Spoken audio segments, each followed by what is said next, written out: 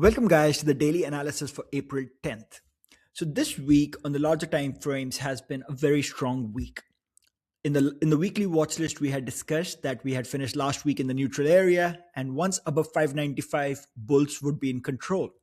And you guys can see that after the gap up on Wednesday, as well as the follow through day, when Iran and US signed a ceasefire, we have had bulls in control.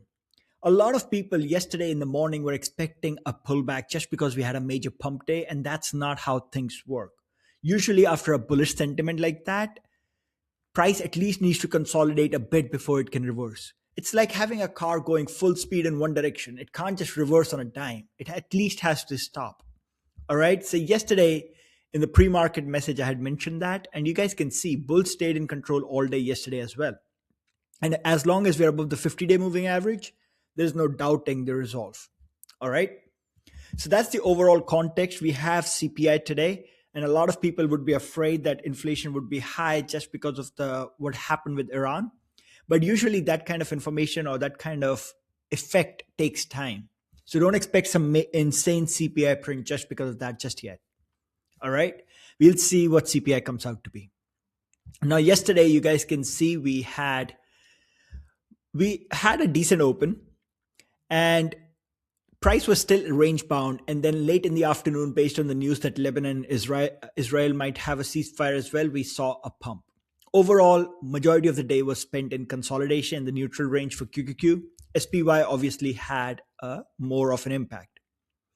So that was the situation yesterday. What is the neutral area for today? And the neutral area for today is determined based on this breakout spot of yesterday. So for today, QQQ is going to be neutralized around this 606 to 610. That's your neutral territory. Below 606, we can go back to 603, followed by 600 area. All right, where the 21 HMA is. On the upside, above 610, we can go to 612 and 615. CPI, obviously, pre-market will have a major impact on all of this.